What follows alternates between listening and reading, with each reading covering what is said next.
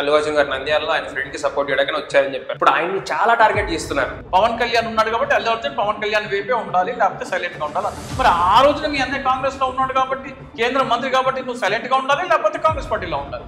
మీకు ఒక సిద్ధాంతము, అల్లు అర్జున్ ఒక సిద్ధాంతం ఉండకూడదు. వాళ్ళ దృష్టిలో వైసీపీకి సపోర్ట్ చేస్తే మంచోళ్ళు కాదు.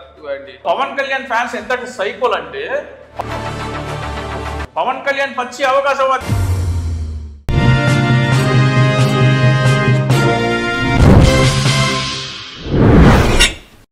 నమస్కారం అండి, వెల్కమ్ టు అవర్ ఛానల్. నేను మీ యాంకర్ వెంకటేష్. ఈరోజు మనతో పాటు మంచి పొలిటికల్ అనలిస్ట్ చింతా రాజశేఖర్ గారు ఉన్నారు. చింతా రాజశేఖర్ గారి గురించి ప్రత్యేకంగా చెప్పాల్సిన అవసరం లేదు. సార్ నమస్కారం అండి. నమస్తే. బాగున్నారా సార్? అల్లు అర్జున్ గారు చూసుకోవచ్చు. మీరు అల్లు అర్జున్ గారు నంద్యాలలో ఆయన ఫ్రెండ్ కి సపోర్ట్ చేయడానికి వచ్చారని చెప్పారు. ఇప్పుడు ఆయన్ని చాలా టార్గెట్ చేస్తున్నారు, పర్సనల్ గా కానివ్వండి. అల్లు అర్జున్ గారు వాళ్ళ ఫ్యామిలీలో ఉన్న ఆయనకి కాకుండా పర్సనల్ గా బయటకు వచ్చి ఆయన ఫ్రెండ్ సపోర్ట్ ఇవ్వడానికి మీరు సమర్థిస్తున్నారా?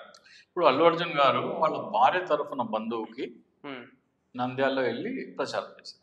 ఎన్నికలకు వన్ డే వెళ్ళారు, ఒకసారి ప్రచారం చేశారు.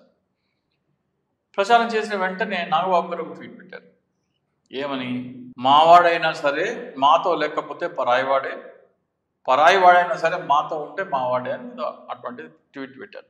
అది అందరికీ అర్థమైపోయింది, పెద్ద దుమారం అయిపోయింది. ఆ తర్వాత ఆయన ట్వీట్ డిలీట్ చేశారు.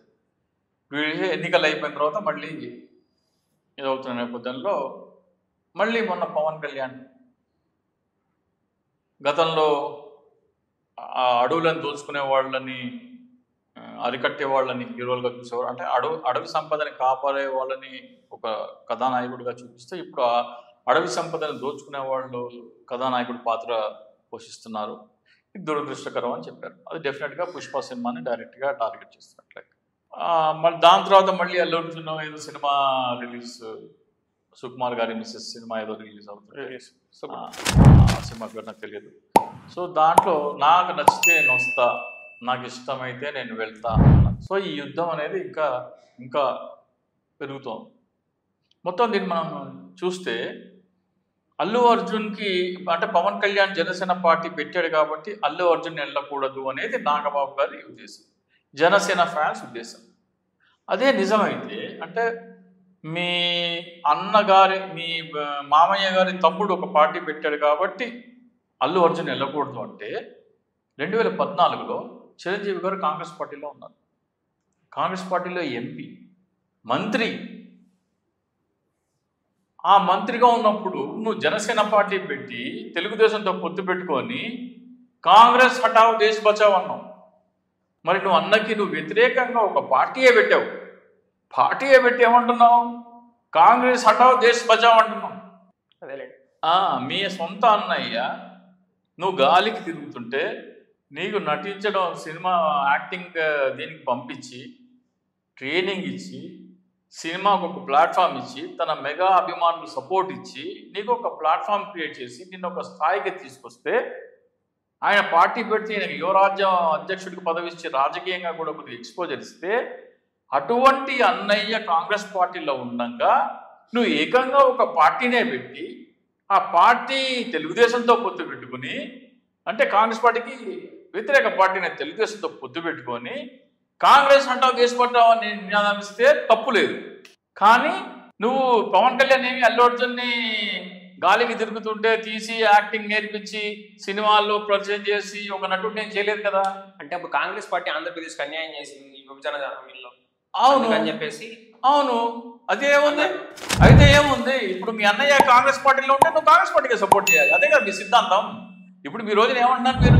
పవన్ కళ్యాణ్ ఉన్నాడు కాబట్టి అల్లు అర్జున్ పవన్ కళ్యాణ్ వైపే ఉండాలి, లేకపోతే సైలెంట్గా ఉండాలి అంటున్నారు. మరి ఆ రోజున మీ అన్నయ్య కాంగ్రెస్లో ఉన్నాడు కాబట్టి, కేంద్ర మంత్రి కాబట్టి నువ్వు సైలెంట్గా ఉండాలి, లేకపోతే కాంగ్రెస్ పార్టీలో ఉండాలి. మీకు ఒక సిద్ధాంతము, అల్లు అర్జున్కి ఒక సిద్ధాంతం ఉండకూడదు. దీన్ని హిపోక్రసీ అంటారు, అవకాశవాదం అంటారు, పచ్చి అవకాశవాదం. అది అయిపోయింది. అంటే వాళ్ళ దృష్టిలో వైసీపీకి సపోర్ట్ చేస్తే మంచోళ్ళు కాదు అండి. లేదు, పవన్ కళ్యాణ్కే సపోర్ట్ చేయాలి. చిరంజీవి అయినా, ఈ Pawan Kalyan fans mindset ఎట్లా ఉంటుందంటే, చిరంజీవి అయినా అల్లు అర్జున్ అయినా ఎవరైనా సరే పవన్ కళ్యాణ్కే సపోర్ట్ చేయాలి. చిరంజీవి జగన్మోహన్ రెడ్డి గారి ఇంటికి భోజనానికి వెళ్తే అప్పుడు తిట్టారు. జగన్మోహన్ రెడ్డి గారు 3 రాజధానుల ప్రకటన తీసుకొస్తే పవన్ కళ్యాణ్ 3 రాజధానుల ప్రకటన వ్యతిరేకించారు, చిరంజీవి సమర్థించారు. అప్పుడు చిరంజీవి తిట్టారు. అవును. సో పవన్ కళ్యాణ్ ఫ్యాన్స్ ఎంతటి సైకోల్ అంటే పవన్ కళ్యాణ్ ఏది చేస్తే అది కరెక్ట్. పవన్ కళ్యాణ్ పచ్చి అవకాశవాది, ఈ రోజున్న మాట రేపు మాట్లాడు. నిజాయితీ అవినీతి నిర్మూలన కోసం 25 సంవత్సరాల రాజకీయ ప్రస్థానం ఎక్కడ కాంప్రమైజ్ అనని వ్యక్తి ఈ రోజున తెలుగుదేశంతో పొత్తు పెట్టుకొని సగం 21 సీట్లలో పోటీ చేసి దాంట్లో 11 మందికి తెలుగుదేశం వాళ్ళకి అవకాశం ఇచ్చాడు. తన పార్టీ నాయకులకు ఎక్కడున్నాయి టికెట్లు? ఎవరికి ఇచ్చారు? అంత టీడీపీ వాళ్ళే కదా ఇక్కడ జనసేనలో ఉంది. అది చివరికి ఆయన కూడా వర్మ గారి చేతులు పట్టుకునే పోటీ చేయాల్సి. వర్మ పవన్ కళ్యాణ్ అవకాశవాదం చెప్తున్నా. అలాగే సినిమా గురించి గతంలో ఒకలాగా ఉండేది, ఇప్పుడు ఒకలాగా ఉండేది అంటే బ్లాక్ అండ్ వైట్ సినిమాల్లో సినిమా హీరో తాగి వస్తే హీరోయిన్ నోట్లో చీర ఇట్లా పెట్టేసుకుని తాగొచ్చారా అని తాగి రావటం పెద్ద నేరం. అదే జల్సా సినిమాలో ఇలియానా దగ్గరికి పవన్ కళ్యాణ్ వెళ్తే నీ బ్రాండ్ రెడీగా పెట్టాను రా అని మందు బాటిల్ పెడుతుంది. నువ్వేం సందేశం ఇస్తున్నావు? తాగమనే అంటే గర్ల్ ఫ్రెండ్స్ అందరూ తమ బాయ్ ఫ్రెండ్ కోసం ఫ్రిడ్జ్లో బాటిల్ పెట్టుకోమని సందేశం అది. సర్దార్ గబ్బర్ సింగ్ పోలీస్ స్టేషన్ ఏమని పేరు మార్చు? 2 గుండెలు ఇప్పుకొని తలకి ఎర్ర తువ్వాలు కట్టుకొని ఏ ఇన్స్పెక్టర్ అన్నట్లు ఉంటాడా? ఏం సందేశం ఇస్తున్నావు నువ్వు? నీ సినిమాల గురించి ఆలోచించుకో ఫస్ట్. నువ్వు పుష్ప 2 రిలీజ్ కాలేదు. పుష్ప 2లో నేను చేసింది తప్పు, ఇట్లా అడవి సంపద దోచుకోవడం తప్పు అని క్లైమాక్స్లో చెప్తాడేమో, ఎవరికి తెలుసు? పుష్ప క్లైమాక్స్ ఇంకా అవ్వలేదు కదా, పార్ట్ 1 కదా ఇది. పార్ట్ 2లో అతను పరివర్తన చెంది ఇది తప్పు అనేది ఏమన్నా చెప్తాడేమో. మరి ఇదే కర్ణాటకలో స్టేట్మెంట్ ఇచ్చావు కదా, మరి నువ్వు కేజీఎఫ్ గురించి ఎందుకు మాట్లాడలేదు? కేజీఎఫ్ కూడా అదే కదా, స్మగ్లింగ్ అదే కదా, రౌడీజమే కదా, గ్యాంగ్ వార్స్, రౌడీజం, స్మగ్లింగ్. అప్పుడు దాని గురించి ఎందుకు మాట్లాడడం?